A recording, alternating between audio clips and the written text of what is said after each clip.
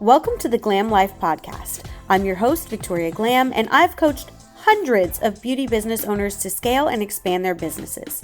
I did this myself with the Microblading Institute and Brow Sister PMU products, and I've created this podcast to help you turn your business goals into reality. In today's episode, we're going to be talking about supporting other women in business using social media. Supporting other women in business is important for a number of reasons. For one, it helps create a sense of community and camaraderie among women and entrepreneurs. This is a notoriously lonely field to be in because not very many women are CEOs. Not very many women own a business. So the likelihood of your childhood bestie understanding the ins and outs of your day are pretty slim. It would be great if we had someone who truly understood, because they're going through it too. But it's also a very cutthroat industry, notoriously. So there are very few women in the beauty industry who are reaching across the aisle to their quote-unquote local competitor and creating a friendship. Who understands you more than the girl next door doing the exact same thing as you?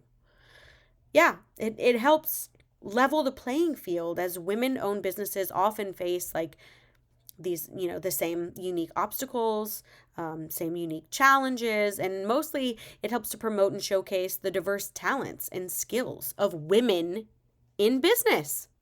So how can we use social media to support other women in business? I have a few ideas. Of course I do. First, this one's pretty simple. Follow and engage with other women in business on social media. This can be as simple as liking, commenting, sharing their content. I feel like we hear this so stinking often. A like is free. It's free to share your friend's small business post. Okay, but you know what? It's also free to comment on your quote-unquote local competitor's picture and say, yo, brow chick, these are beautiful. Beautiful work. Wow, Amy Jacobs Permanent Cosmetics. This is absolutely stunning. And by the way, when I don't feel comfortable working on someone, or if I don't have the time to get them in a timely manner, or if honestly it's just not something that I feel I'm 100% the best at, I have no problem saying anybody at Amy Jacobs Permanent Cosmetics would be able to help you with this. Anybody at Brow Chick could help you with this. Specifically, so-and-so or so-and-so, depending on what the service is. I absolutely love and adore the style that Adrienne does for lips over at Amy Jacobs. She would do an amazing job. We don't have any availability until March.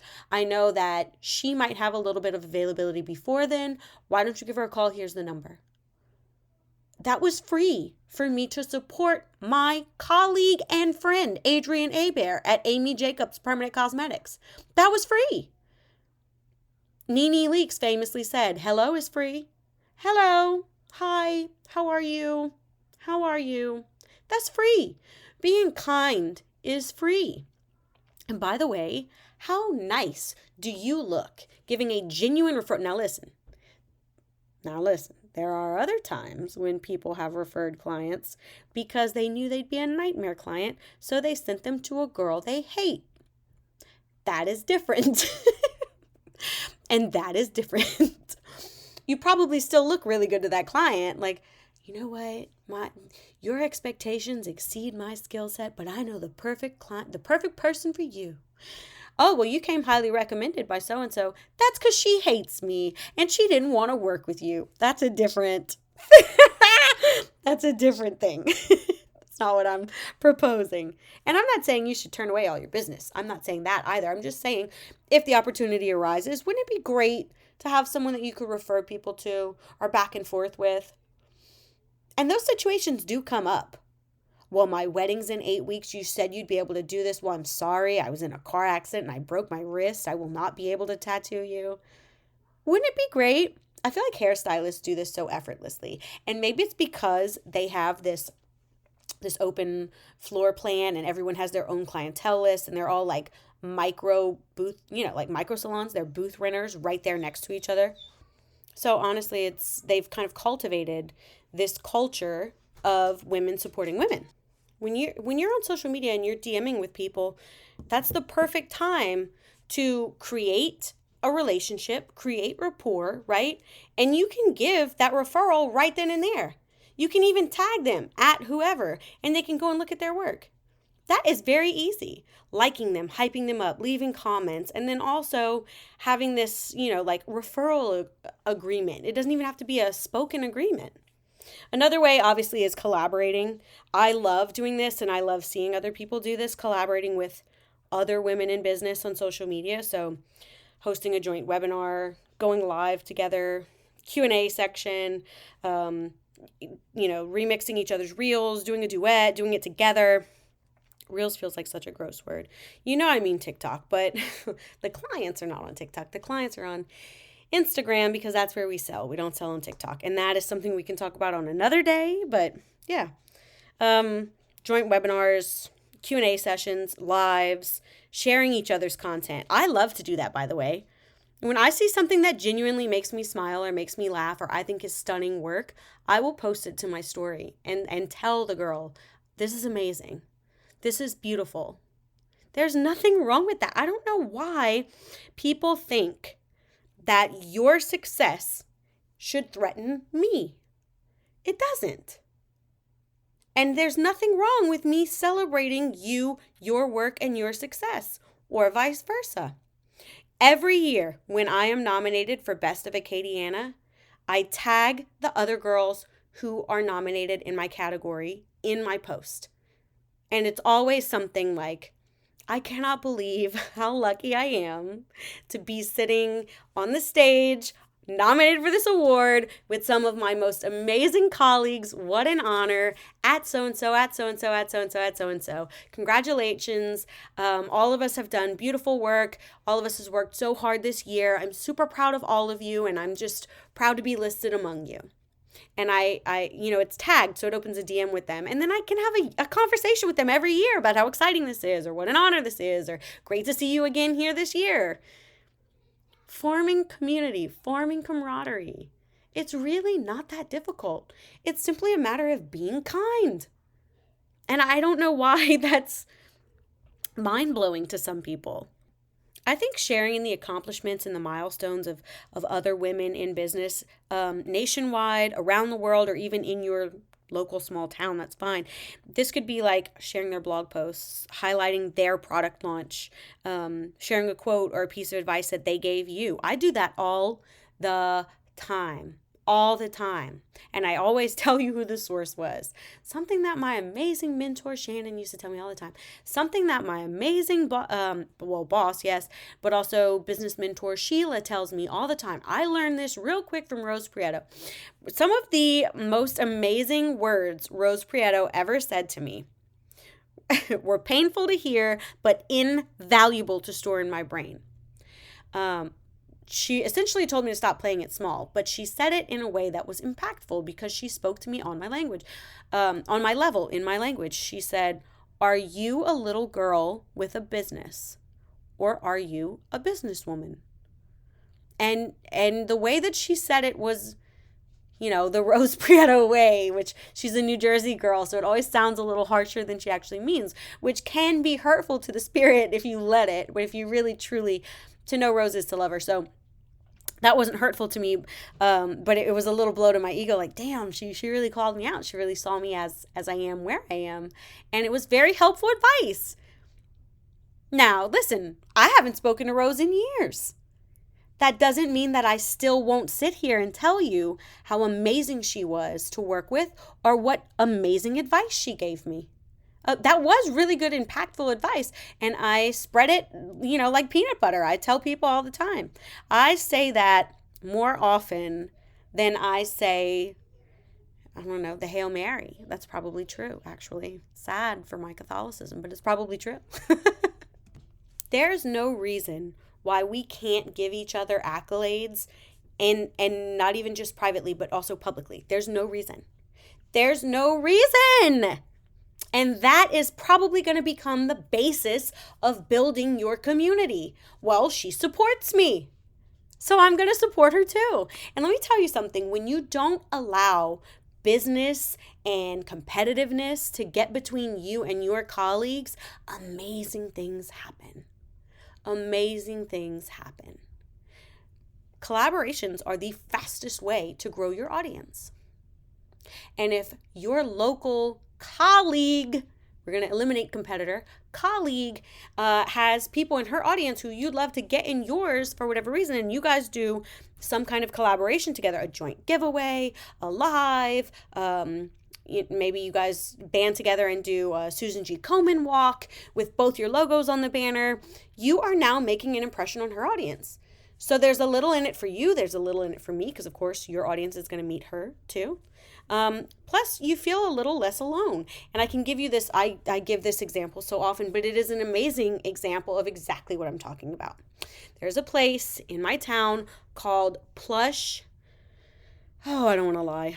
It's called Plush Face and Body, Plush Beauty. I don't know. My friend Caress owns it, and I just call it Plush all the time, right? It's in River Ranch, like a ritzy place, and it's really nice, honestly. And Caress was one of the first girlies who had her own, like, shop with employing other girls doing permanent makeup and then also other beauty services. And I was still a solopreneur at the time. Now, I know Caress many years, but we are not incredibly close. We've just known each other a long time. I think we went to kindergarten together even. But so I have her number, and I have her on Facebook and Instagram. And at the time, this was when Tina Davies tools were real big. I had ordered some, and I had a client coming in the next day, but my shipment was back ordered. So I'm panicking. I don't have any microblades, and I have a client coming the next day. So I called Caress, and I said, hey, I don't know what I'm going to do. I have a client tomorrow, and I'm in my first year of business. I don't have a bunch of clients. I had one client tomorrow. I said, I have a client tomorrow. She's coming in, and I don't have any of my microblades. I don't know what I'm going to do. Can I buy one from you? And she told me, hey, actually, I have strep throat. I'm not at the shop, and I will not be going to the shop. I'm so sorry, but I'm not there. And I said, okay, I understand. Thanks.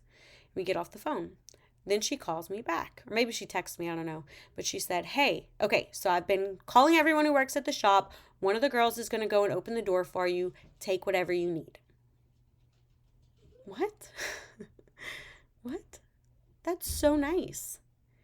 Okay, so she didn't want to promise me until she knew someone could be there, but somebody's going to be there and open the door for me. And she made multiple calls while she's not feeling well. She didn't have to do that for me. That's so kind. And of course, I said, thank you profusely. Thank you so much. What do I owe you? What do you want me to leave you? I can leave you cash, or I can Zelle you, or I can Venmo you. What would you like me to do? And she said, don't worry about it. Just give me back whenever. Wow. And at that time, my first year of business, when I had only worked for one other person, and it was a very toxic environment. We don't have outside friends. We don't tell people where we got things or how we do things. We lie about what you need for your license. That kind of like dog eat dog, cutthroat kind of world, which is a conversation for another day. But that was the only mentality I had seen in the beauty industry so far. And when this girl, who's not my friend, but she's my friend, extended this kindness to me of her own accord and to gain nothing, because she has still 7 years later never called in the favor. To gain nothing, she extended this kindness to me. Wow. Here I am 7 years later, still ringing her name. Still praising her, still telling everybody what amazing work she does, what an amazing work environment she's created.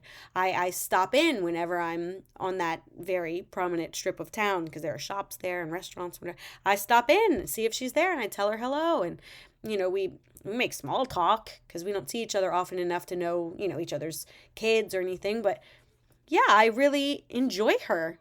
And when the shit hit the fan with COVID, I made sure that she and I were part of the same conversations, because I value her opinion and I value her experience. And if I'm going, you're going, It's important to me. And I feel that way. I have 1,000 little stories like that. I feel that way with so many people in my town. Not everyone, because not everyone has been kind. If you were just using me, if you were only around to see what your next move should be, if you treated me like very cutthroat, if you talk shit, if you told lies, I don't have to include those people in my kindness. I can if I really want to be a great Christian and extend a lot of grace, if I want to break my own spine bending over backwards to seem kind, but you're allowed to feel your feelings. And if someone has been unkind to you over and over again, you do not owe them your kindness. You do not owe anyone your kindness. Kindness is for you and I. So my kindness is for me. I can spend it how I want it. If I have no beef with you, if you've only ever treated me nicely, conversely, there is no reason for me to not be kind. There's no reason for me to be unkind. We should be colleagues. I should be able to call you and say, hey, I'm having a Galentine's lunch, which actually I'm doing. I'm having a Galentine's luncheon. I would love for you and your girls to come. I want us to all be playmates in the sandbox. I want us to all be friends, but I'm not inviting any bullies. I'm not inviting. Don't get it wrong. That's not what I'm telling you to do. I'm saying go out there, form rapport, create relationships, let it be a symbiotic relationship. Good for you, good for me, but also a safe space where we can get together and talk about things and create plans and further, validate our career in this small town, because let's face it, women in owning beauty businesses are not necessarily seen the same as men owning venture capital. We don't get the same amount of respect. So I think it's great that the work starts with us. You teach people how to treat you. And when people are ugly to you, you're teaching them how to treat you, right? But when you go out there and spread kindness and create relationships and call people colleagues, not local competitors, you're teaching people how to treat you, and it's changing the culture of beauty businesses. And I think that's so important. That's so important. This is a really important conversation to be had. And I think the work starts with us. So if you would like to continue this conversation, if you have anything you'd like to add, you can always find me over on my Instagram at victoria.glam. But besides that, I want you to go out there and do the work, and I will see you next week.